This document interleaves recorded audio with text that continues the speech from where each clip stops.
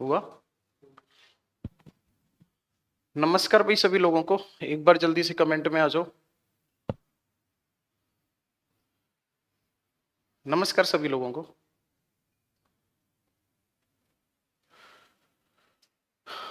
आ जाओ जल्दी कमेंट में फास्ट।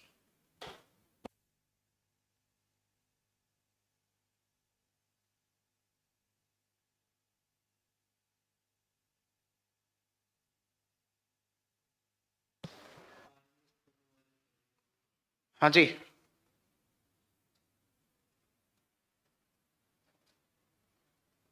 लास्ट टॉपिक बताओ क्या कर रहा था, वहीं से कंटिन्यू करते हैं।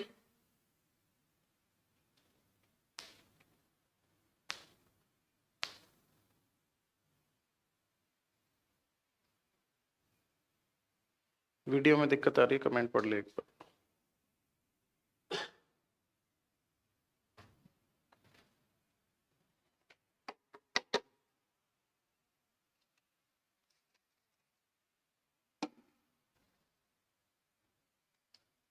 जुपिटर था, करा दिया जुपिटर।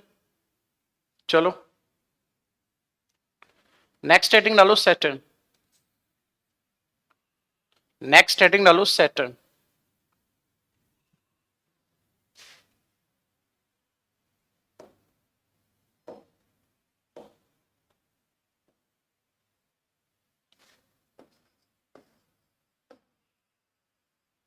नेक्स्ट हेडिंग डालो सैटर्न या शनि।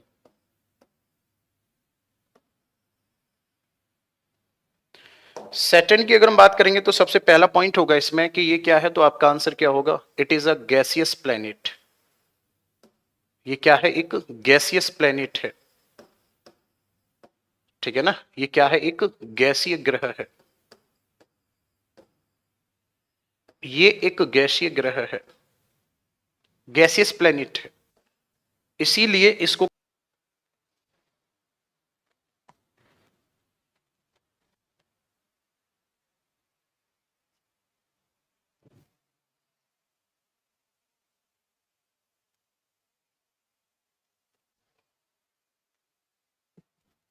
हाँ जी, अब ठीक है। इसको कहा जाता है आकाश गंगा के समान।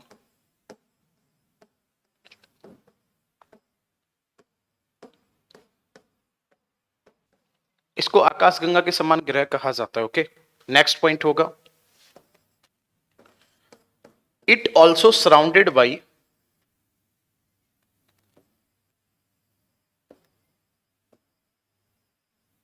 It also surrounded by rings, ठीक है ना। यह भी बलयों से घिरा हुआ है।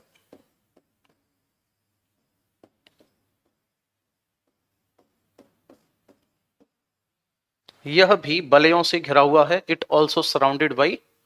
It also surrounded by rings. यह भी किससे घिरा हुआ है? यह भी बलयों से घिरा हुआ है। Okay, it also surrounded by rings. Next अगर हम बात करेंगे इसका रोटेशन टाइम कितना है, तो इसका जो रोटेशन टाइम है ये है लगभग 11 आवर्स। और अगर हम बात करेंगे इसका रेवोल्यूशन टाइम कितना है, इसका परिक्रमण समय कितना है, तो जो इसका परिक्रमण समय है वो है 29 ईयर। अच्छा, सैटेलाइट की अगर हम बात करेंगे तो ओल्ड सैटेलाइट इसके कितने थे? 62 थे। But according to new research के अकॉर्डिंग ये कहा जा रहा है कि इसके सैटेलाइट काफी बढ़ गए हैं। मतलब कि नए सैटेलाइट भी खोजे जा चुके हैं, तो अब इसके सैटेलाइट सबसे ज्यादा हैं। कितने हैं वो मैं कल चेक करके बता दूंगा आपको। सबसे अधिक उपग्रह हैं इसकी अगर हम बात करेंगे तो इसके सबसे अधिक उपग्रह हैं। एक पॉइंट लिख लेना। ये मुझे करंट में कितने चेक करना पड़ेगा। ओके, शुभम का कमेंट आ रहा है कि क्वेश्चंस डिस्कशन क्यों नहीं हो रहे हैं। शुभम, एक दो दिन में कराते हैं उसको भी। एक्चुअल में थोड़ा सा ये एक तो बीच में ये गैप पड़ गया, ये वीकेंड का मैं वीकेंड पे कराने वाला था, तो नेक्स्ट वाले वीकेंड पे कराना शुरू कर देंगे। ओके, मैंने आपसे क्या बोला था, एक बात बोली थी उस दिन भी और आज भी बोल रहा हूं कि जो आपसे प्रॉमिस किया है वो कराया जाएगा A to Z। डिले हो सकता है बट ऐसा नहीं होगा स्किप हो जाए। यहां तक नोट हुआ?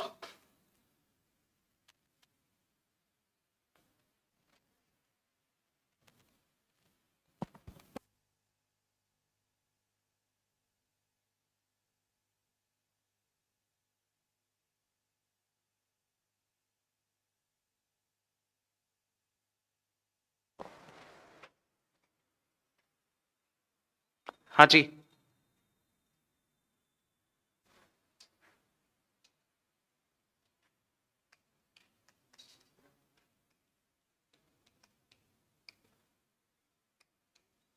बिल्कुल सचिन, याद है मुझे, मैं करवाता हूं। इस वाले वीकेंड पे करवाते हैं, दोनों चीजों को कराएंगे। एक दिन 9th क्लास की एनसीईआरटी करा देंगे, एक दिन क्वेश्चंस करा देंगे, डोंट वरी। ओके, चलो नेक्स्ट हेडिंग डालो।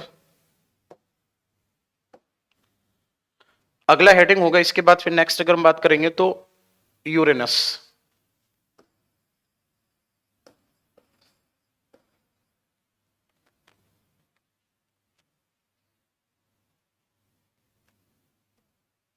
यूरेनस की अगर हम बात करेंगे तो पहला पॉइंट होगा it's tilt angle. It's tilt angle is very high, यानी हिंदी में कहा जाएगा इसको अक्षीय झुकाव अधिक है।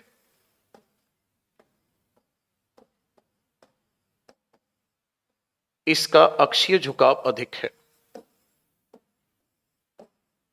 अब क्योंकि इसका अक्षीय झुकाव अधिक है, इस वजह से इसको क्या कहा जाता है? इसको कहा जाता है, हम इसको कह सकते हैं कॉल्ड लाइन प्लेनेट। इसको क्या कहा जाता है? Called line planet. इसे कहा जाता है लेटा हुआ ग्रह। इसको क्या कहा जाता है? लेटा हुआ ग्रह कहा जाता है, क्योंकि इसका अक्षीय झुकाव जो है वो अधिक है। इसके बाद फिर नेक्स्ट अगर हम बात करेंगे तो अगला पॉइंट होगा इसी में यूरेनस में, कि यो यूरेनस है, इसको लेटा हुआ ग्रह कहा जाता है, इसका अक्षीय झुकाव अधिक है। आगे अगर हम बात करेंगे यूरेनस में, तो यूरेनस में अगला पॉइंट होगा फिर कि इसको ग्रीन प्लेनेट के नाम से जाना जाता है। इसको क्या कहा जाता है? ग्रीन प्लेनेट कहा जाता है इसको, यानी कि इसे कहा जाता है हरा ग्रह। अब हरा ग्रह इसको क्यों कहा जाता है? हरा ग्रह इसलिए कहा जाता है इसको क्योंकि ये जो प्लेनेट है ना, ये सराउंडेड है किससे? मीथेन क्लाउड से। ठीक है ना, surrounded by, it is surrounded by methane, surrounded by methane clouds. ठीक है ना, ये क्या है? मीथेन के बादलों से घिरा है। मीथेन के बादलों से घिरा है। इसके चारों ओर किसके बादल पाए जाते हैं? मीथेन के बादल पाए जाते हैं। अब क्योंकि इसके चारों ओर मीथेन के बादल पाए जाते हैं, इस वजह से इसको क्या कहा जाता है? ग्रीन, मतलब एपियर एज ग्रीन, ये ग्रीन कलर का दिखाई देता है। नेक्स्ट अगर हम बात करेंगे इस प्लेनेट की, तो अगला पॉइंट होगा कि इस प्लेनेट के सराउंडिंग में भी क्या पाए जाते हैं? रिंग पाए जाते हैं। ठीक है ना, आप यूं लिख सकते हो 5 नहीं 7 है, 7 rings are found, 7 rings are found in surrounding.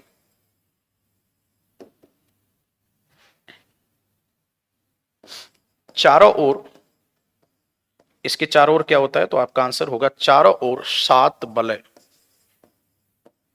इसके चारों ओर 7 वलय पाए जाते हैं। इसके चारों ओर क्या होता है? 7 वलय पाए जाते हैं। इनमें से 5 के नाम कौन कौन से हैं? तो 5 के नाम हैं alpha, beta, gamma, delta, epsilon. 5 के नाम है ये। ठीक है ना, इसकी खोज किसने की थी? तो आपका आंसर होगा विलियम हर्शेल। इसकी खोज किसने की थी? हर्शेल ने की थी। इसकी खोज किसने की थी? तो आपका आंसर क्या होगा? इसकी खोज किसने की थी? तो आपका आंसर क्या होगा? विलियम हर्शेल ने इसकी खोज की थी। ओके, चलो नेक्स्ट अगर हम बात करेंगे इसके सैटेलाइट की और रोटेशन और रेवोल्यूशन टाइम की, तो ध्यान से सुनना। अगर हम इसकी बात करते हैं रोटेशन की, रोटेशन कितना है इसका? तो रोटेशन होता है इसका लगभग 17 घंटे में। और रेवोल्यूशन कितने टाइम में होता है, तो आपका आंसर होगा रेवोल्यूशन होता है इसका 84 ईयर में। सैटेलाइट कितने हैं इसके, तो आपका आंसर होगा इसके जो सैटेलाइट हैं वो हैं 27। ठीक है ना, सैटेलाइट कितने इसके 27 हैं। और सबसे बड़ा कौन सा है, तो आपका आंसर होगा टाइटेनिया। जो टाइटेनिया है ये सबसे बड़ा है, टाइटेनिया सबसे बड़ा है। क्लियर है। अब इसके बाद फिर नेक्स्ट आ जाएगा कौन सा, इसके बाद फिर लास्ट आ जाएगा नेपच्यून।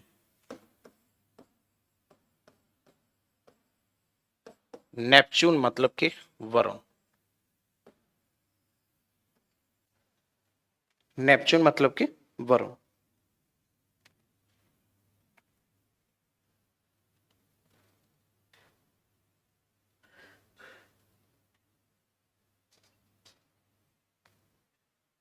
हाँ भाई, नेपच्यून की अगर हम बात करेंगे तो पहला पॉइंट होगा ये फारदेस्ट प्लेनेट है, यानी कि हिंदी में कहा जाएगा इसको ये सबसे अधिक दूरी पर है। ये क्या है, सबसे अधिक दूरी पर है।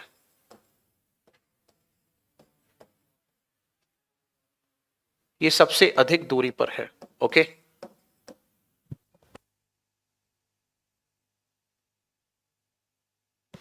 ये सबसे अधिक दूरी पर स्थित है। ओके, पहला पॉइंट हो जाएगा इसमें, ये सबसे अधिक दूरी पर स्थित है। इसके बाद फिर नेक्स्ट अगर हम बात करेंगे तो अगला पॉइंट होगा इसी में नेपच्यून में। नेपच्यून जो है इसको कहा जाता है कोल्डेस्ट प्लेनेट। ये कोल्डेस्ट प्लेनेट है, यानी कि ये सबसे ठंडा ग्रह है। ये कोल्डेस्ट प्लेनेट या सबसे ठंडा ग्रह है। इसकी खोज किसने की, तो आपका आंसर होगा इसकी खोज करने वाला कौन था, तो आपका आंसर होगा जोहान गाले। जोहान गाले ने इसको क्या किया था, तो आपका आंसर होगा जोहान गाले ने इसको डिस्कवर किया था। जोहान गाले ने क्या किया था, इसको डिस्कवर किया था। ओके, चलो नेक्स्ट अगर हम बात करेंगे 1841 में किया था। नेक्स्ट अगर हम बात करेंगे इसके बाद, 1 मिनट के लिए रुको, 1 मिनट के लिए मैं क्लास पॉज करा रहा हूं, 1 मिनट। ओके,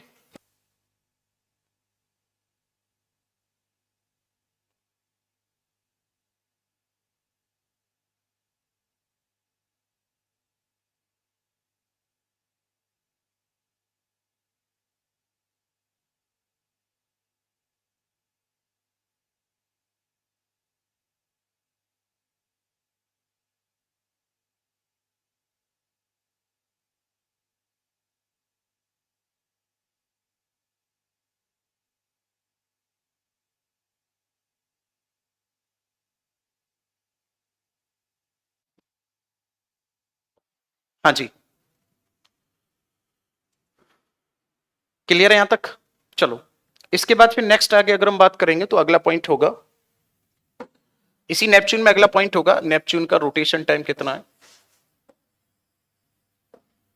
और इसका रेवोल्यूशन टाइम कितना है। रोटेशन टाइम और इसका रेवोल्यूशन टाइम। तो देखो भाई, इसका जो रोटेशन टाइम है ये है लगभग 18 आवर्स। रेवोल्यूशन टाइम जो है ये है 164 ईयर। नंबर ऑफ सैटेलाइट अगर पूछे जाते हैं इसके, तो नंबर ऑफ सैटेलाइट जो है ये है लगभग 17। और इनमें सबसे बड़ा कौन सा है,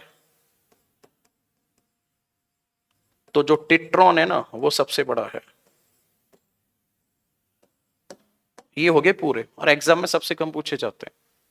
ठीक है, एग्जाम में सबसे कम पूछे जाते हैं प्लेनेट वगैरह, पहले काफी पूछे जाते थे।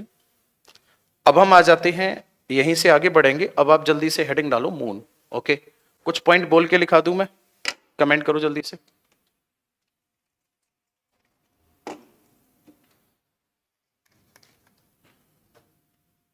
कुछ पॉइंट बोलकर लिखा दूं,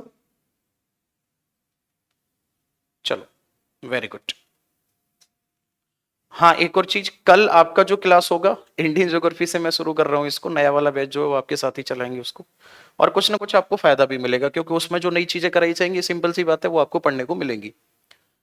तो आ, कल जो होगा हमारा 8 बजे से कल शुरुआत हो जाएगी इंडियन ज्योग्राफी की। इसमें जितना आपका अभी हो जाएगा वो ठीक है। उसके बाद फिर जो इस वाले चैप्टर में बचा हुआ होगा, जैसे मानकर चलो इक्लिप्स बच जाता है, ठीक है, इक्लिप्स वगैरह जो बच जाएगा उसको फिर मैं एक्स्ट्रा क्लास लेके करा दूंगा, ठीक है। Extra class in the sense, या तो कल शाम को ही करा दूंगा, नहीं तो परसों शाम में करा दूंगा, ठीक है ना। कल शाम में या परसों शाम में मैं करा दूंगा उस चीज को। तो उसके लिए बिल्कुल परेशान नहीं होना है आपको। और एक और चीज मैं दिखवाना चाह रहा था आपको, नवनीश, उस दिन जो हमने कुछ पॉइंट लगाए थे वीडियो में, वो है।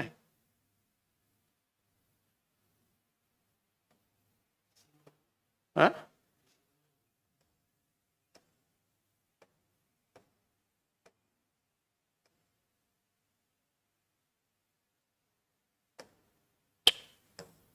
नहीं है यार, इसमें इसमें एक फोल्डर बनाना पड़ेगा।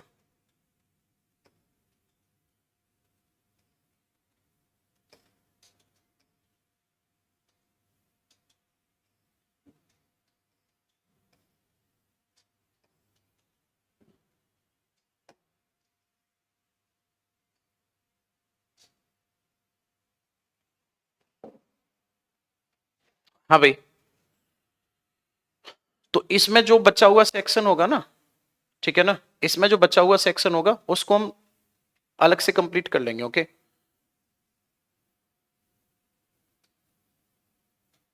सचिन का कमेंट आ रहा है, सर आप कभी कहते हैं इंडियन ज्योग्राफी 2 से 3 महीने में इंडियन ज्योग्राफी खत्म हो जाएगा, कभी कहती हैं 1 से 2 महीने में, गुस्सा मत कीजिएगा। ऐसा है सचिन, मैं आपको बता दूं, मैं ना तो कोई अंतर्यामी हूं, ना ही कोई धर्मगुरु हूं जो कि मुझे भविष्य में क्या होना है जो मुझे अच्छे से पता होता है। डिपेंड करता है सिलेबस कितना करवाया जाता है आपको। तो इतना आपके अंदर कॉमन सेंस नाम की चीज होनी चाहिए कि जब उन्होंने 2 से 3 महीने का बोला है तो आप इसका एवरेज निकाल सकते हो, तो कम से कम 1.5 महीने तो चलना ही चलना है। आगे बात समझ में? थोड़ा सा अपना भी दिमाग यूज किया करो, ना कि हर एक बात टीचर के एक एक पॉइंट को पकड़ के बैठना है कि परसों आपने कहा था कि मुझे सर्दी हो रही है, आज आप कह रहे हो कि मुझे गर्मी लग रही है, तो फिर एक दिन में सर्दी एक दिन में गर्मी कैसे लग गई? हो सकता है भाई एटमॉस्फेयर चेंज हो गया हो। आगे बात समझ में? दूसरा, महेश का कमेंट आ रहा है बायो ज्योग्राफी ह्यूमन ज्योग्राफी। अब एक बेवकूफ इंसान, मैंने ये कहा तो उससे कि तेरा बैच फिनिश कर दिया मैंने, क्यों फालतू की इरिटेशन फैलाते हो? मैंने यही तो कहा कि इंडियन ज्योग्राफी शुरू होगी, मैंने ये कहा आपसे कि आपका बैच फिनिश हो गया, ये कहा आपसे कि मैं बायो ज्योग्राफी नहीं कराऊंगा या ह्यूमन ज्योग्राफी नहीं कराऊंगा, या डेली के डेली तुम्हें इस बात की श्योरिटी दिया करूं या खड़े होके, या एक यहाँ पे गीता ला के रख लू, उस पर डेली के डेली क्लास शुरू करने से पहले उस पर कसम खाया करूं कि भाई साहब जो कहा था सारी चीजें करवाऊंगा। मतलब डेली की डेली श्योरिटी देना जरूरी है तुम्हें? कम से कम इतना तो सोचा करो, ओल्ड स्टूडेंट हो चुके हो और इन चीजों को लेके हर वीक में कम से कम 2 या 3 दिन नाटक हो ही जाता है कि भाई सब कुछ पढ़ाया जाएगा, थोड़ा सा लिमिट में रह के चुपचाप पढ़ाई कर लिया करो। फिर भी ये वो फालतू की ए ऊ लगाए रहते हो, कितना भी समझा लो, और बाद में आके फिर क्या है, सर आप अननेसेसरी कमेंट मत पढ़ा करो, सर आप इरिटेट बहुत जल्दी हो जाते हो, सर आप वो हो जाते हो। अबे अपने भी तो थोड़े से कर्मकांड देख लिया करो, क्या करते हो?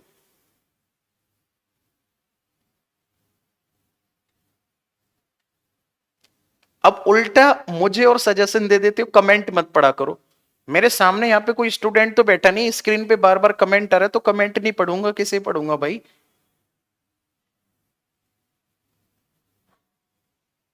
बिल्कुल बैच रोटेशन में चलता है। अब जैसे कल ज्योग्राफी 9 वाला बैच आ जाएगा, और मैंने कहा यहां ज्योग्राफी 9 से इंडियन ज्योग्राफी शुरू हो जाएगी, तो बस आपकी पढ़ाई तो कंटिन्यू चल रही है ना, आपकी पढ़ाई कंटिन्यू चल रही है। और इन दोनों बैच के साथ जैसे ही इंडियन ज्योग्राफी फिनिश होगी, ठीक है, इनकी इंडियन ज्योग्राफी शुरू होगी, तो मैं वर्ल्ड ज्योग्राफी शुरू नहीं करूंगा।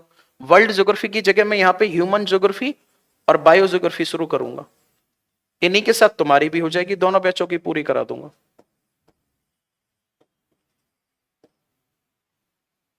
ठीक है, दोनों बैचों की ये वाली ज्योग्राफी पूरी हो जाएगी। इसके बाद फिर आपका क्या बचा, ईबीएस ऑलरेडी आपका हो चुका है, और इकोनॉमिक ज्योग्राफी जो है वो इसी के साथ आ जाएगी, इंडियन ज्योग्राफी के साथ।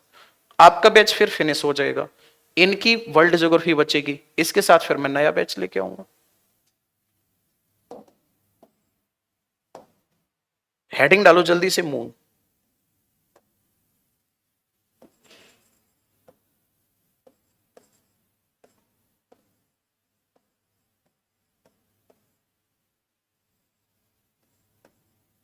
मून यानी कि चंद्रमा। देखो ध्यान से, चंद्रमा, मून की अगर हम बात करेंगे तो मून क्या है, तो आपका आंसर होगा it is a satellite. Moon क्या है, तो आपका आंसर होगा इट इज अ सैटेलाइट। ये क्या है मून की अगर हम बात करेंगे तो मून क्या है, तो आपका आंसर होगा यह एक, इट इज अ सैटेलाइट, यह एक उपग्रह है। मून क्या है, एक उपग्रह है। नेक्स्ट अगर हम बात करेंगे तो ध्यान से सुनना अगला पॉइंट, ठीक है, नेक्स्ट ध्यान से सुनना अगला पॉइंट जो होगा, इसमें क्या होगा, मून रिवॉल्व करता है किसके अराउंड, इट रिवॉल्व अराउंड अर्थ। ये क्या करता है, तो आपका आंसर होगा ये पृथ्वी के चारों ओर, ये पृथ्वी के चारों ओर परिक्रमा करता है।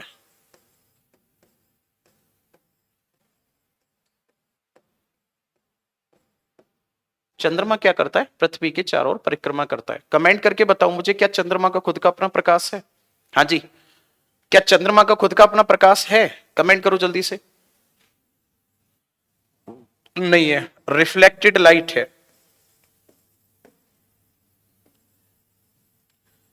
ये क्या है, रिफ्लेक्टेड लाइट ऑफ सन। ये क्या है, तो आपका आंसर होगा सूर्य का परावर्तित प्रकाश है। क्या है ये, सूर्य का परावर्तित प्रकाश है।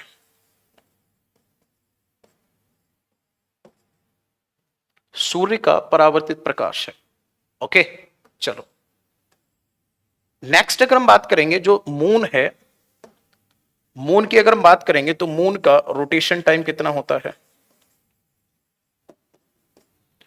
और रेवोल्यूशन टाइम कितना होता है।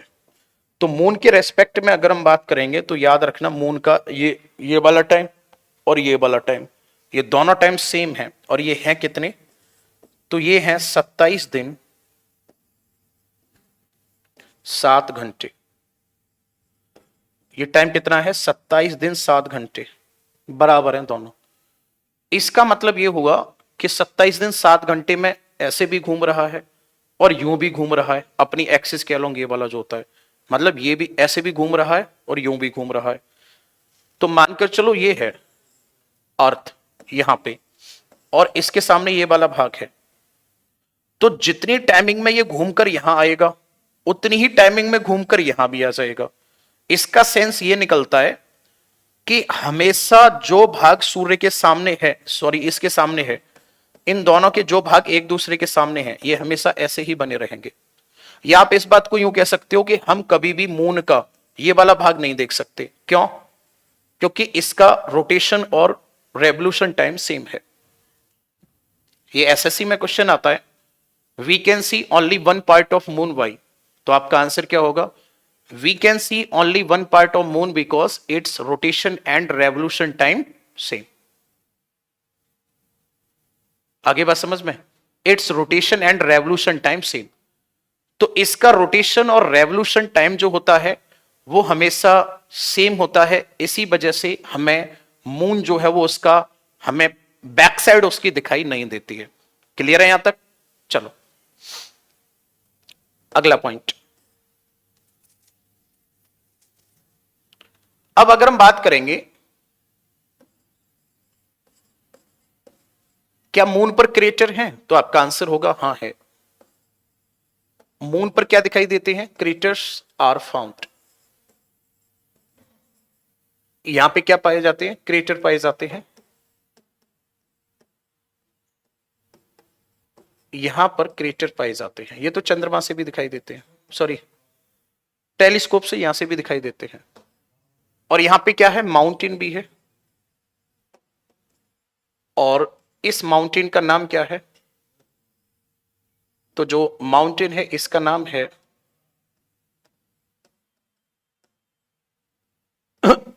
माउंटेन का नाम क्या है? इसका नाम है ली बटनिज। ली बटनिज नाम से माउंटेन है और इसकी ऊंचाई जो है वो है लगभग 3500 फीट है। ठीक है ना? इसकी ऊंचाई जो है वो क्या है? 3500 फीट है। अगला पॉइंट। इसके बाद फिर नेक्स्ट अगर हम बात करते हैं तो आपका आंसर होगा डिस्टेंस। ऐसे लिखेंगे हम इसको, distance between distance between distance between moon and earth, यानी कि चंद्रमा और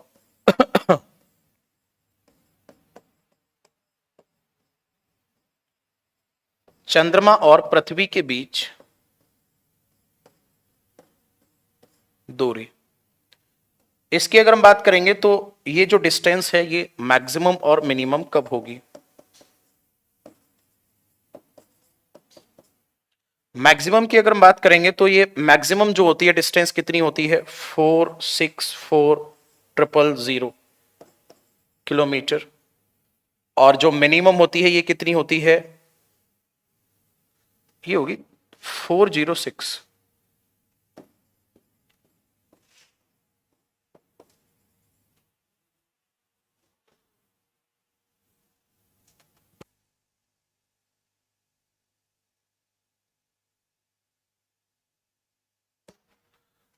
ये कितनी होती है? तो ये होती है 364000 किलोमीटर।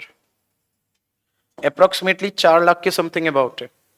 ठीक है, अब ध्यान से समझना। इसके बाद फिर नेक्स्ट अगर हम बात करेंगे तो इसके बाद फिर नेक्स्ट अगर हम बात करेंगे जो मैक्सिमम डिस्टेंस है इसको क्या कहा जाता है? इसको कहा जाता है मैक्सिमम डिस्टेंस को अपोजी। और मिनिमम डिस्टेंस है इसको क्या कहा जाता है? इसको कहा जाता है पेरिजी। ठीक है ना? क्या कहा जाता है इसको? पेरिजी। और दूसरे को क्या कहा जाता है? अपोजी कहा जाता है। ठीक है, चलो। अब डिस्टेंस, क्योंकि ध्यान से समझना, जैसे ये अर्थ हो गई, ये हो गया सब मून, ये इसके अराउंड क्या कर रहा है? लगातार रिवॉल्व कर रहा है। तो ऐसी कंडीशन में एक बात बताओ, ये ऑर्बिट कैसी है? मैं यहां लिख सकता हूं ऑर्बिट जो है कैसी है। इस ऑर्बिट की अगर हम बात करेंगे तो ऑर्बिट कैसी है? ये ऑर्बिट है इलिप्टिकल। ऑर्बिट कैसी है? इलिप्टिकल है। इलिप्टिकल ऑर्बिट होने के कारण डिस्टेंस सेम नहीं रहती। ठीक है ना? डिस्टेंस जो है वो सेम नहीं रहती है, वेरी करती है। अब जब डिस्टेंस वेरी कर रही है तो जो सनलाइट होगा, सनलाइट क्या करेगा? सनलाइट वेरी करेगा या नहीं करेगा? सनलाइट भी वेरी करेगा। आगे बात समझ में? तो सनलाइट वेरी करेगा, फिर मूनलाइट भी वेरी करेगा। तो मेरा कहने का मतलब यह कि चंद्रमा का प्रकाश जो पृथ्वी पर आता है इसमें निरंतर अंतर पाया जाता है। और चंद्रमा के प्रकाश में आने वाले अंतर को ही क्या कहा जाता है? इसी को कहा जाता है फेज ऑफ मून। आगे बात समझ में? फेज ऑफ मून, चंद्रमा की कलाएं। चंद्रमा की कलाओं से मतलब क्या है? चंद्रमा की कलाओं से मतलब है कि चंद्रमा के आने वाले, चंद्रमा का पृथ्वी पर जो प्रकाश आ रहा है उसमें होने वाले परिवर्तन को ही किस नाम से जाना जाता है? उसे जाना जाता है चंद्रमा की कलाओं के नाम से। ओके, कमेंट करो यहां तक कितनी बात समझ आई या नहीं आई। तो अब यहीं से हम क्या समझना शुरू कर देंगे? फेज ऑफ मून यानी कि चंद्रमा की कलाएं।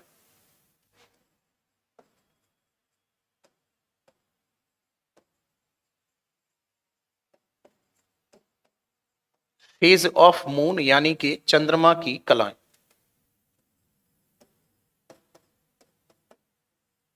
इसका मतलब क्या होता है? इसका मतलब होता है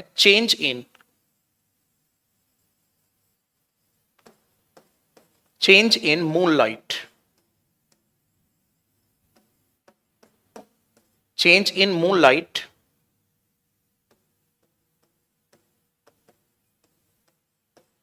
incident on earth, change in moonlight incident on earth, यानी कि पृथ्वी पर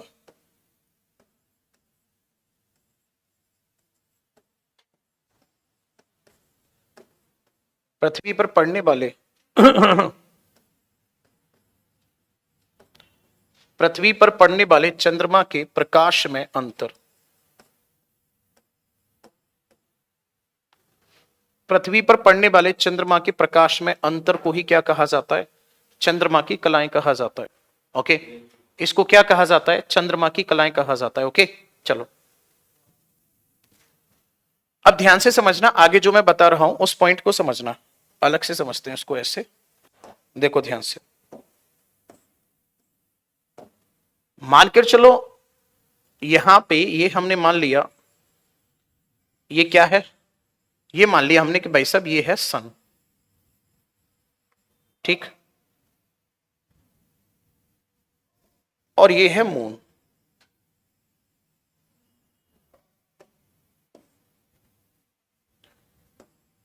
ये क्या है? सन। सन के बाद फिर नेक्स्ट अगर हम बात करेंगे तो ये मान ली हमने ये है अर्थ।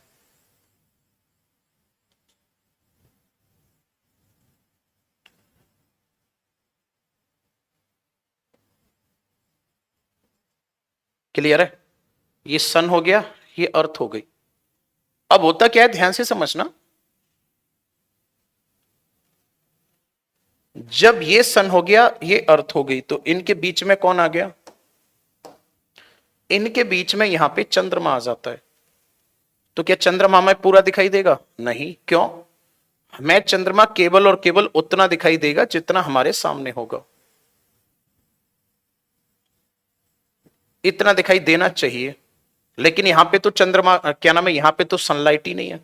सनलाइट किधर जा रही है? सनलाइट तो सामने की तरफ जा रही है, इस वाले भाग पर। तो सनलाइट तो केवल इतने भाग पर है और हमारे सामने ये वाला भाग है, ग्रीन वाला। तो क्या हमें मून दिखाई देगा? कमेंट करो, क्या मून हमें दिखाई देगा? कमेंट करो जल्दी से। इस सिचुएशन में क्या मून हमें दिखाई देगा? Comment fast. इस सिचुएशन में क्या मून हमें दिखाई देगा?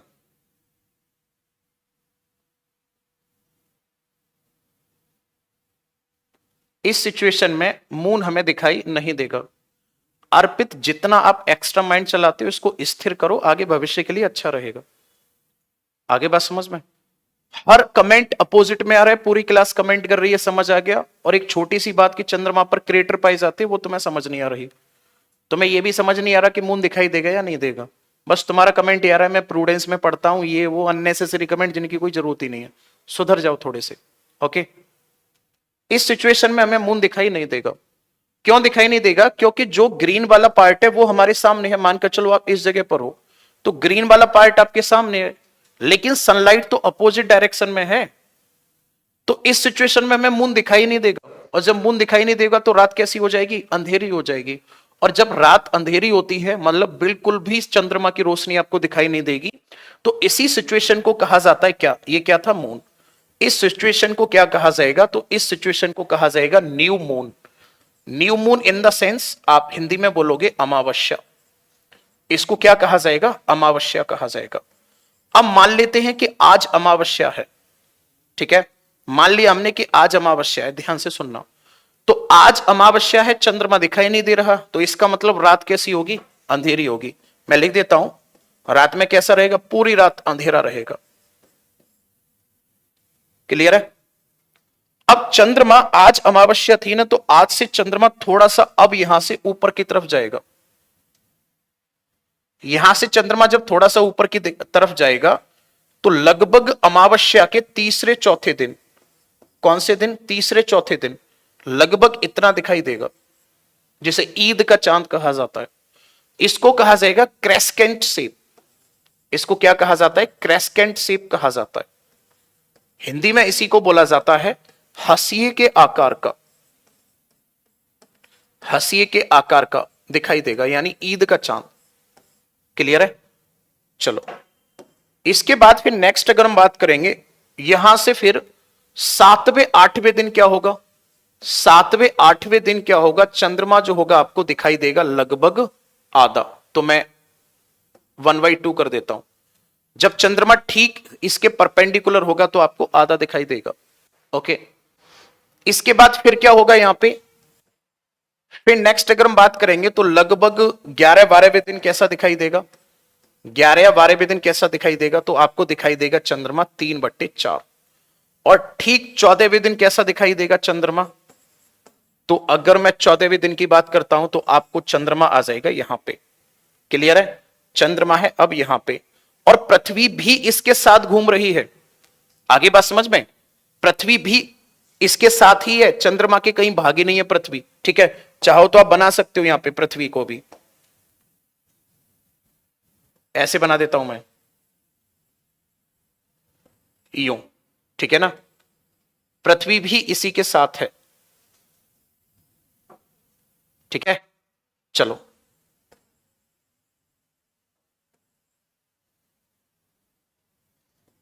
अब पृथ्वी यहां है।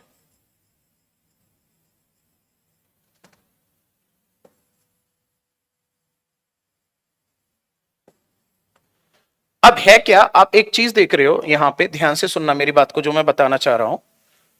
ये सिचुएशन है, ये अर्थ और सन ये दोनों तो बिल्कुल सीधे हैं, एग्जैक्ट। जबकि मून क्या है यहां पे? मून थोड़ा सा नीचे की तरफ है, और ये एंगल कितना है? 5 डिग्री। मतलब चंद्रमा थोड़ा सा नीचे निकल जाता है।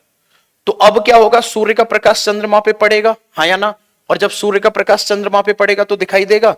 अब दिखाई दे जाएगा, क्यों? क्योंकि एक तो 5 डिग्री नीचे है, और दूसरी बात सन का साइज बड़ा है। उसके रेस्पेक्ट में अर्थ जो इसके लाइट, सनलाइट को रोकने की कोशिश कर रही है, वो थोड़ा सा उसका साइज खुद का अपना कम है। तो अब इस सिचुएशन में क्या होगा? मून दिखाई दे जाएगा। मतलब आज तो दिखाई नहीं दे रहा, लेकिन आज से ठीक 14वें दिन क्या होगा? चंद्रमा पूरा दिखाई देगा। और इस सिचुएशन को क्या कहा जाएगा फिर? इस सिचुएशन को कहा जाएगा फुल मून। इसको क्या कहा जाएगा? इसको कहा जाएगा पूर्णिमा। इसको क्या कहा जाएगा? पूर्णिमा। अब हमें यहां एक बात समझनी होगी कि आज तो बिल्कुल दिखाई नहीं दे रहा था ये, फिर थोड़ा सा दिखाई दिया, आधा दिखाई दिया, 3/4 दिखाई दिया, पूरा दिखाई दे गया। तो टोटल कितने दिन का यहां से, मतलब ये टोटल कितने दिन हो गए? 14 दिन हो गए। और इन 14 दिन में मूनलाइट इंक्रीज हुई या डिक्रीज हुई? इंक्रीज हुई। तो इसी को क्या कहा जाएगा? जब 14 दिन तक लगातार मूनलाइट इंक्रीज होगी तो इसको कहा जाएगा क्या? इसको कहा जाएगा ब्राइट फोर्ट नाइट। इसको क्या कहा जाएगा? इसे कहा जाएगा ब्राइट फोर्ट नाइट। यानी कि इसको हिंदी में बोलोगे आप क्या? इसको हिंदी में बोलोगे शुक्ल पक्ष। इसको क्या कहा जाएगा हिंदी में? शुक्ल पक्ष कहा जाएगा। हिंदी में क्या कहा जाएगा? इसको शुक्ल पक्ष कहा जाएगा। ठीक है ना? अब यहां से ये आगे बढ़ना शुरू कर देगा, फिर 14वें दिन जाके क्या हो जाएगा? ये गायब हो जाएगा। तो इस 14 दिन की टाइमिंग को क्या कहा जाएगा? इस 14 दिन की टाइमिंग को कहा जाएगा dark fort night.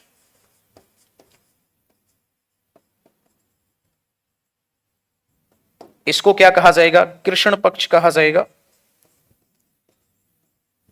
Dark fort night कहा जाएगा। बताओ समझ आया नहीं आया? और मुझे याद आ रहा है शायद टाइड वाले चैप्टर में पहले भी मैं इसको समझा चुका हूं आपको ऑलरेडी। ऐसा ही है ना?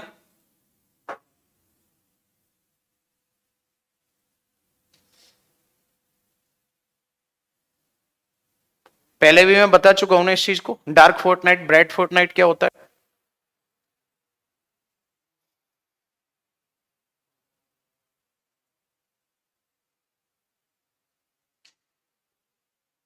ठीक है, चलो। अर्थ का अपना ये ऑर्बिट यहां फिक्स है। अर्थ का अपना ऑर्बिट ये फिक्स है, ये वाला। और मून का अपना फिक्स है।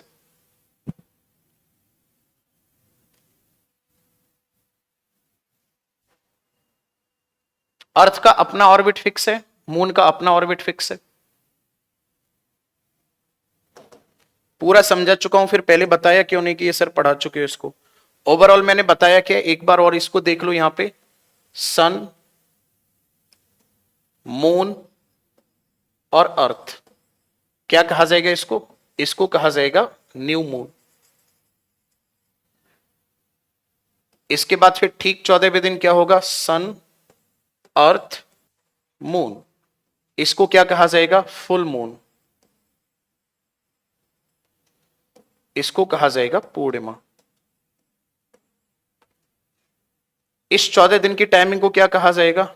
इसको कहा जाएगा, 14 दिन की टाइमिंग जो होगा इसको कहा जाएगा ब्राइट फोर्ट नाइट। और इस 14 दिन की टाइमिंग को क्या कहा जाएगा? इसको कहा जाएगा डार्क,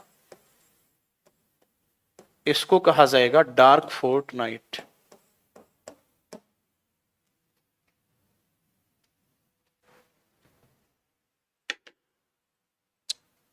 ठीक है, इसको कहा जाएगा dark fort night. Mahesh ji, आप वेल एजुकेटेड हो, आप वाडिया यूनिवर्सिटी से प्रोफेसर बनकर आए हुए हो, यहाँ पे गलती से आप इस बैच में आ गए हो। मैं आपका बहुत दिल से सम्मान करता हूं, ठीक है ना। आप ये सोचो कि मैं खुद आपका दिल से सम्मान कर रहा हूं, तो आप अपने आप में कितने महान होगे। ठीक है, अपने आप में आप कितने महान होगे, बहुत महान हो आप। ऑक्सफोर्ड यूनिवर्सिटी वाली डिग्री रास्ते में रहेगी अभी आपकी, आने में थोड़ी बहुत देर में। बाकी बैगनर इंस्टीट्यूट जो है वहां से आप डिग्री प्राप्त कर चुके हो, बाडिया यूनिवर्सिटी में आपकी डिग्री चल रही है अभी। बहुत महान हो आप। हर 2 मिनट पे आपका कमेंट आ जाता है, परपेंडिकुलर भी तो होता है, ये भी तो होता है, वो भी तो होता है। आपकी बात अलग है सर। हाँ जी,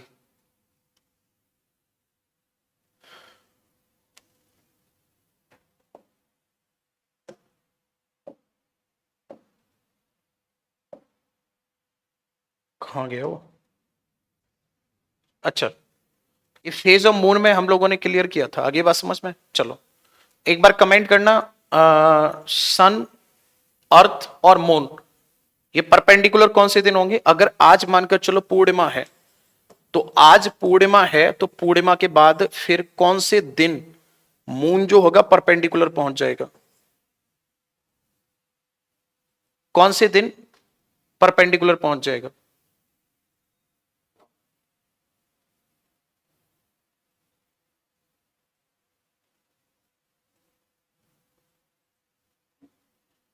सॉरी सर, आगे से कमेंट नहीं करूंगा ना। कमेंट कर भाई, खूब करना बनता है तेरा, तभी तो पता चलेगा कि तू अपने आप में महान वैज्ञानिक है, महान विद्वान है। जब इस चीज को मैं पढ़ा चुका हूं पहले कि पूर्णिमा के 7वें 8वें दिन परपेंडिकुलर हो जाएगा, फिर भी तेरा कमेंट आ रहा है। कर कमेंट, मुझे क्या है।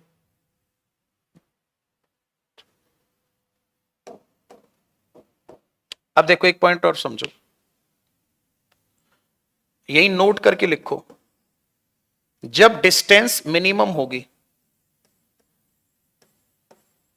डिस्टेंस कैसी है? मिनिमम है। किस किस के बीच? Distance minimum between between sun and, sorry, between earth and moon. Earth और मून के बीच डिस्टेंस मिनिमम है, तो चंद्रमा छोटा दिखाई देगा या बड़ा? चंद्रमा छोटा दिखाई देगा या बड़ा? अरे सिंपल सी बात है, जब डिस्टेंस मिनिमम है, हमारे जब नजदीक है, एक लाइट एक तो काफी ज्यादा ऊंचाई पर है और एक हमारे पास में है, तो जो पास में होगी वो ज्यादा बड़ी दिखाई देगी। तो ऐसी सिचुएशन में क्या होता है, मून जो होता है वो कैसा दिखाई देता है? मून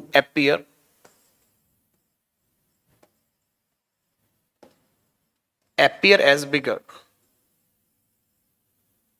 चंद्रमा बड़ा दिखाई देता है।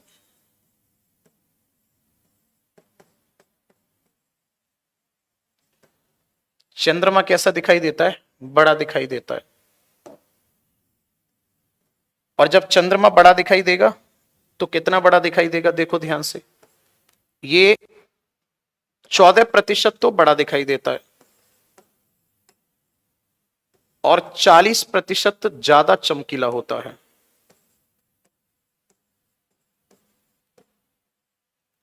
आगे बात समझ में? नॉर्मल कंडीशन से 14% बड़ा और 40% चमकीला दिखाई देता है कब? पेरिजी या अपोजी? पेरिजी की कंडीशन में।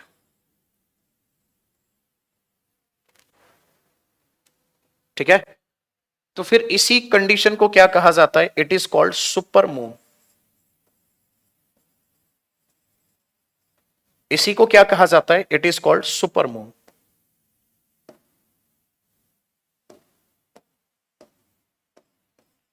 इसी कंडीशन को क्या कहा जाता है? सुपर मून कहा जाता है।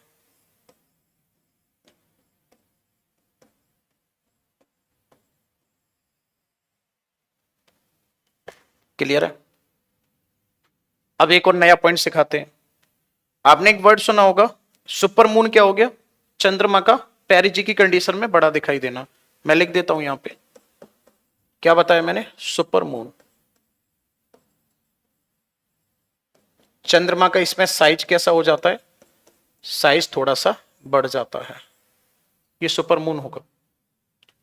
एक होता है फिर इसके बाद नेक्स्ट अगर हम बात करेंगे तो ब्लू मून।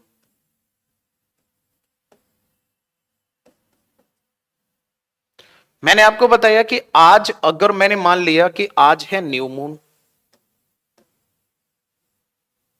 आज से ठीक 14वें दिन क्या होगा? Full moon. क्लियर है? और फिर अगले 14वें दिन क्या आ जाएगा? New moon.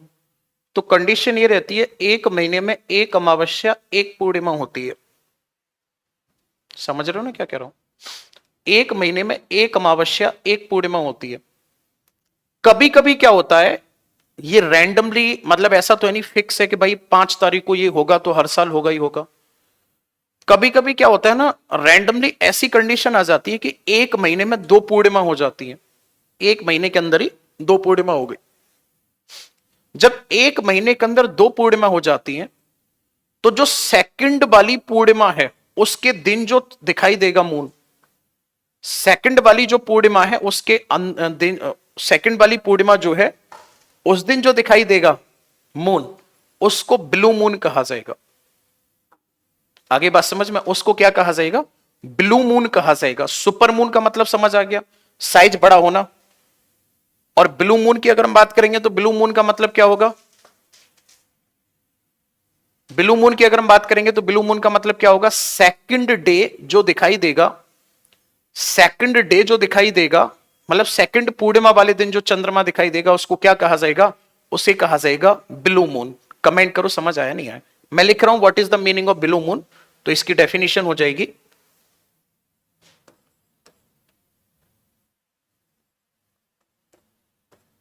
If there are, if there are 2 full moon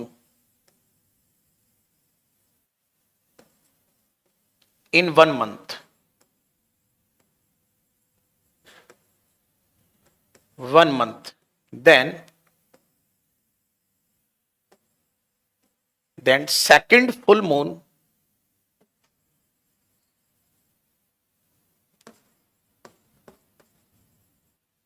called blue moon। Hindi में लिख रहा हूं मैं इसको, क्लियर है यहां तक? हिंदी में लिखूंगा मैं, जब एक महीने में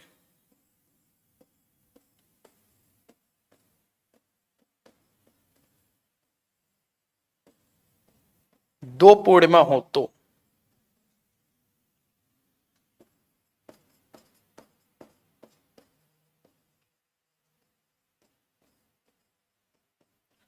दूसरी पूर्णिमा का चंद्रमा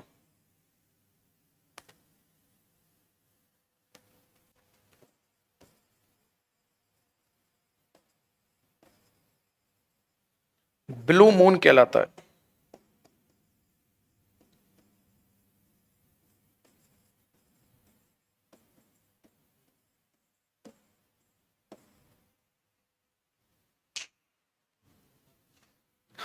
अब ध्यान से सुनो, रेड मून क्या होता है?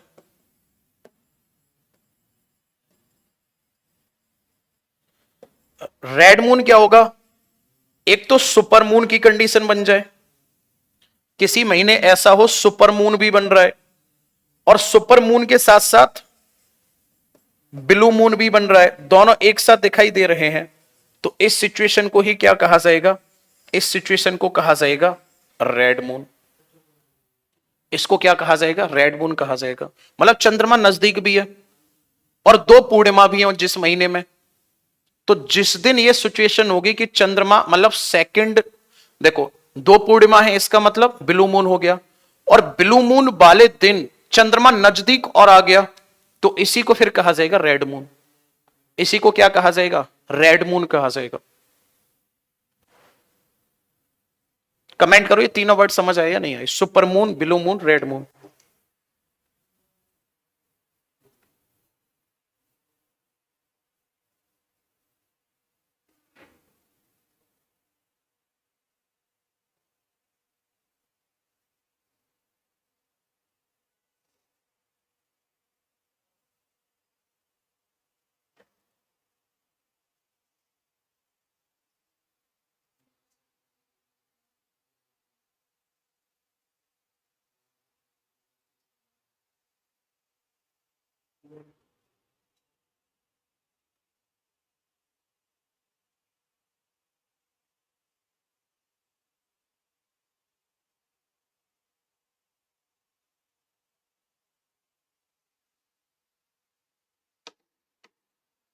क्लियर है?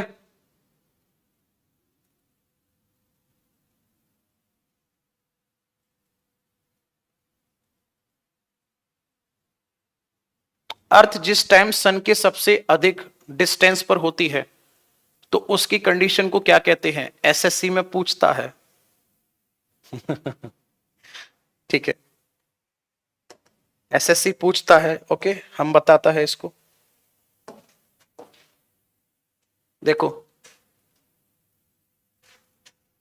जब डिस्टेंस की अगर हम बात करेंगे, जब डिस्टेंस मैक्सिमम या मिनिमम की बात आती है, तो जहां कहीं भी आपको पैरी वर्ड लगा हुआ मिल जाए, तो पैरी का मतलब होता है नियर। ओके, पैरी का मतलब क्या होता है? नियर होता है। पैरी जी, अपोजी, तो पैरी का मतलब क्या हो गया? नजदीक हो गया ना, तो वो कम डिस्टेंस को रिप्रेजेंट करेगा। पैरी का जस्ट अपोजिट क्या होता है? उसके लिए अपोजी हो गया। सेम ऐसे ही यहां पे वर्ड दो यूज होते हैं, किस किस के रेस्पेक्ट में? सन और अर्थ के रेस्पेक्ट में। तो यहां पे एक वर्ड यूज होता है एपीहीलियन। कौन सा वर्ड यूज होता है? एपीहीलियन। और एक वर्ड यूज होता है पेरीहीलियन। हीलियन वर्ड जो है ये रिप्रेजेंट करता है किसको? सन को। पेरी का मतलब नियर। इसको हिंदी में कहा जाता है अपशौर, और इसको कहा जाता है उपसौर। इंग्लिश वालों कैसे याद रखना है आपको? एक याद रख लो पेरी से, पेरी का मतलब नियर। हिंदी वालों जैसे लिखा हुआ है उपसौर, तो उप का मतलब क्या होता है? उप का मतलब होता है छोटा। जैसे मैं दो वर्ड लिख रहा हूं यहां पे, मुख्यमंत्री, मैंने लिखा है यहां पे मुख्यमंत्री, मंत्री हो रहा है,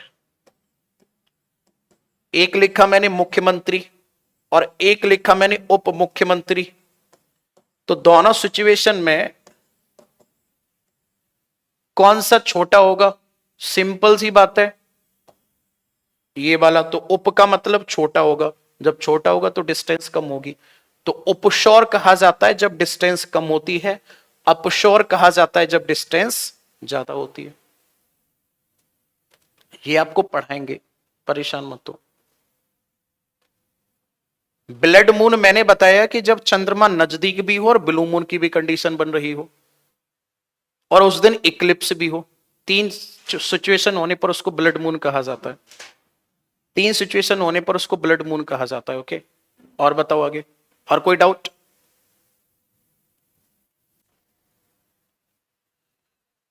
इलेक्शन में कौन जीत रहा है तुम्हारे यहां?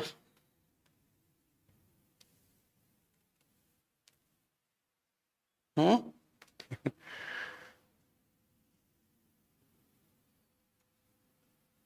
हाँ, बिहार में ही तो इलेक्शन है।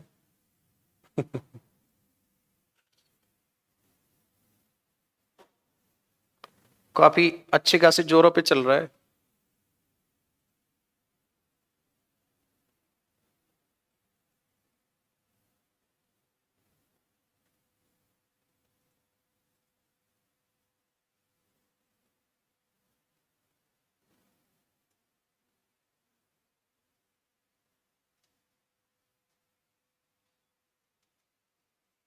ठीक है चलो, ऐसे ही मन में आया तो मैंने पूछ लिया।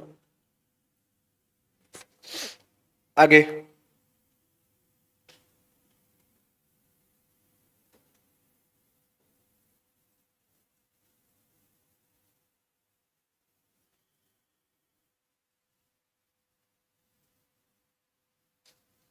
सर आप इरिटेट हो जाते हो। मेरा इरिटेट होना बनता है। सुबह सुबह का टाइम होता है, थाउजेंड ऑफ स्टूडेंट है मेरे सामने, एग्जैक्ट तो मैं नहीं बताऊंगा कितने हैं, यार मुझे भी नहीं पता कितने हैं, लेकिन इतना पता है थाउजेंड ऑफ स्टूडेंट हम वर्ड यूज कर सकते हैं। हजारों स्टूडेंट मेरे सामने होते हैं कमेंट में। अब हर स्टूडेंट की अपनी अलग ही डिमांड चल रही है, अलग ही डिमांड चल रही है। मैं कहना चाह रहा हूं कि भाई पेरीहिलियन एपीहिलियन समझ लो, वो कुछ लेके जा रहा है, वो कुछ मतलब कोई कुछ कमेंट कर रहा है, कोई कुछ कमेंट कर रहा है। पहली क्लास होती है सुबह सुबह, फिर यार इरिटेशन होना बनता है। और मैं कितनी बार समझाता हूं कि थोड़ा तसल्ली रखा करो। और पता है होता क्या है, ये चीज मैंने नोटिस की है, एक दिन 2 या 3 स्टूडेंट ऐसे होंगे जो पता नहीं क्या रात को सपना देख लेते हैं, या वो सुबह सुबह उठते ही कसम खा लेते हैं, बोले आज मानूंगा नहीं, आज जितना डिस्टरबेंस कर सकता हूं मैं करूंगा। उनके अंदर से फिर टैलेंट जो है ना वो फूट फूट के निकलता है। जैसे आज महेश है, महेश ने हद ही मचा दी खुद। महेश ईमानदारी से सोचना कितने कमेंट किए आज की क्लास में तुमने। उनके हर 2 मिनट छोड़ो 1 मिनट पे कमेंट होता है। मतलब मैं यहां लिख रहा हूं, पीछे मुड़ के देख रहा हूं, महेश का डाउट, क्या डाउट है भाई महेश? सर मून को क्या हो गया? फिर लिखा, फिर पीछे मुड़ के देखा, अच्छा महेश क्या डाउट है? 1 मिनट के ऑर्डर पे। अब यहां से 2 बातें माइंड में आ रही हैं। पहली बात तो इससे साफ पता चल रहा है कि महेश के हाथ में आज कॉपी है ही नहीं, और ना ही वो टेबल पे बैठा हुआ है, वो सीधा सीधा फोन को हाथ में लिए हुए, और उसको चैटिंग की फीलिंग आ रही है। भाई चैट कर लो, रात को नहीं हो पाई, क्लास में करते हैं, कोई दिक्कत नहीं है। उसको मैसेज का टारगेट पूरा करना ही करना है। दूसरी बात यह भी है कि भाई जो चीज जब मैं आगे पढ़ा रहा हूं, आगे समझा रहा हूं, उन चीजों को आप खुद पूछकर क्या रिप्रेजेंट करना चाह रहे हो, तभी तो मैंने बताया इसके पास कितनी डिग्रियां हैं। उसके बाद में फिर दूसरा इरिटेशन फिर होना यार बनती है, कब तक कंट्रोल करोगे आप? टीचर का भी ईगो होता है, वो भी हर्ट होना शुरू हो जाता है। उसके बाद फिर अगर रिएक्ट कर दो जरा सा भी, और ये सब डिस्टर्बेंस फैला दिया, ये कर दिया, वो कर दिया। ह्यूमन ज्योग्राफी, बायो ज्योग्राफी, ये ज्योग्राफी, वो ज्योग्राफी, नया वाला बैच आया है ना, उसमें सिलेबस एनालिसिस वाली वीडियो देखना। चाहे 10-20 एडमिशन कम हो जाए कोई दिक्कत नहीं है, उसमें साफ साफ इंस्ट्रक्शंस में डाला हुआ है, और मैंने बोला हुआ है सिलेबस के लास्ट में जाके देखना। किसी का भी कमेंट नहीं चाहिए क्लास के बीच में, उसमें साफ लिखा हुआ है, हिंदी इंग्लिश दोनों में और लिखवाया है, और शुद्ध हिंदी में लिखवाया हुआ है, कक्षा के दौरान अनावश्यक टिप्पणियों पे ध्यान न दें। साफ बोल दिया भाई साहब, कोई जरूरत नहीं आपके अननेसेसरी कमेंट की। और इस बात की श्योरिटी वहां पे दी गई है स्लाइड में, कि जो आपसे क्लास में बोला जा रहा है वो पूरा करवाया जाएगा। आप अपने सुझाव अपनी जेब में डालो, चुपचाप पढ़ो। मैं खुद भी जब वीडियो देखता हूं ना ये वाली, तो मैं सोचता हूं, मैंने कहा यार विवेक कर क्या रहा है तू, इतना क्यों इरिटेट होता है इन लोगों पे? और फिर मैं सोच के आता हूं, मैंने कहा आज के बाद नो इरिटेशन, कोई बात नहीं। और फिर दूसरे दिन जब मैं क्लास में आता हूं, जब क्लास का माहौल देखता हूं, अरे भाई, फिर मुझे पता चलता है यहाँ पे ऋषि मुनि ज्ञानी ध्यानी बैठे हुए, और उनके बीच में मैं कहां आगे फंस गया। ठीक है, सुधर जाओ थोड़े से।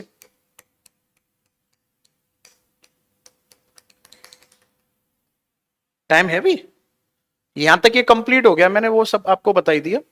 नेक्स्ट स्टेप में अगर हम बात करेंगे तो आप लिख सकते हो,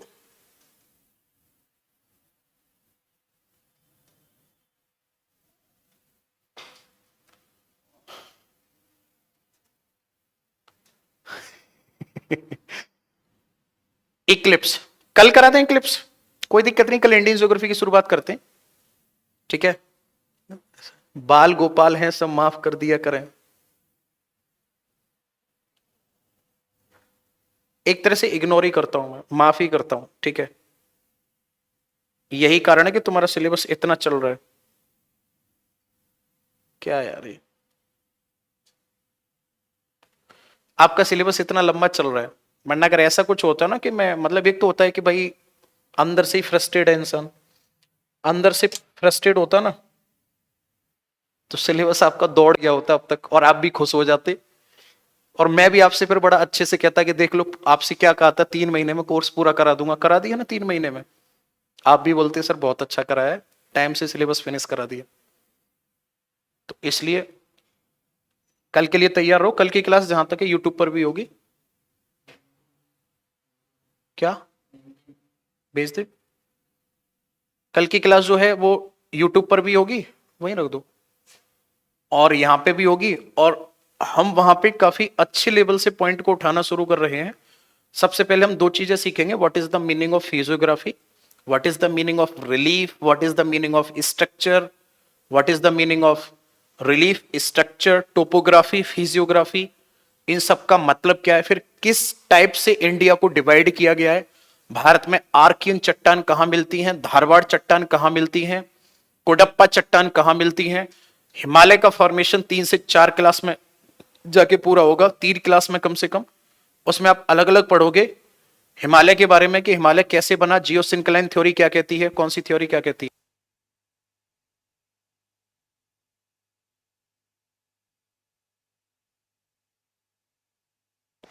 हाँ भाई, उसमें ये सब आपको सीखने को मिलेगा, और इंडियन ज्योग्राफी में कोबर का सिद्धांत अलग से पढ़ाएंगे आपको, फिर ये भी बता देंगे इस बार, ज्यादा हो जाएगा चलो अरावली कैसे बना ये भी सिखाएंगे, चलो अरावली माउंटेन कैसे बना था, किसी भी क्लास में नहीं मिलेगा, किसी भी वीडियो में नहीं मिलेगा अरावली माउंटेन कैसे बना था। इस बार बताएंगे कि आखिरकार अरावली माउंटेन फोल्डिंग माउंटेन क्यों है, रीयूनियन हॉटस्पॉट क्या है, कैसे उसके कारण अरावली माउंटेन बना, क्या कारण है कि पूरी की पूरी एक बेल्ट बनकर तैयार हो गई है मिनरल्स की, और छोटा नागपुर पठार वाला जो है, इन सब वाले एरिया में क्या क्या मिलता है। ठीक है ना, शुभम का कमेंट आ रहा है, बस बस मोदी जी कुछ तो शर्म कर ले है कहां से कहां तुलना कर रहा है, मोदी जी से तुलना कर रहा है, मतलब तेरा कहने का मतलब यह कि लपेट दिया या फेंक दिया मैंने, है पिछली क्लासों को उठा के देख ले कितना कराया है, उसके बाद में फिर मोदी जी वगैरह से तुलना करना। मुझे तेरी कसम तेरे कमेंट से बहुत बुरा लग रहा है शुभम, बहुत गलत बात है, ऐसे नहीं बोलना चाहिए तुझे, कल को फिर तेरा बैच पूरा हो जाएगा तो फिर तो पक्का तू यही लिखेगा कि मोदी जी है या फेंकते हैं ये वो। केवल एक प्रॉमिस मैं पूरा नहीं कर पा रहा हूं, वो मुझे अच्छे से पता है, वो है क्वेश्चंस लगवाने का, उसके बाद बता दे मुझे आज तक जो मैंने बोला पूरा ना कराया हो।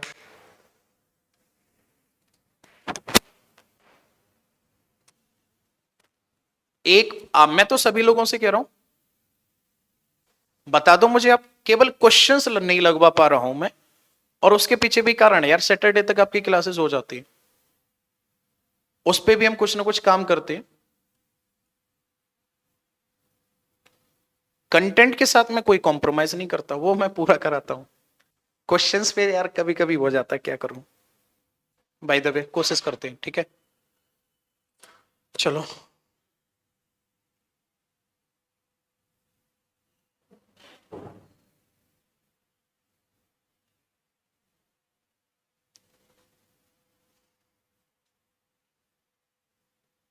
कल मिलते हैं फिर, ठीक है, all the best, bye bye, take care.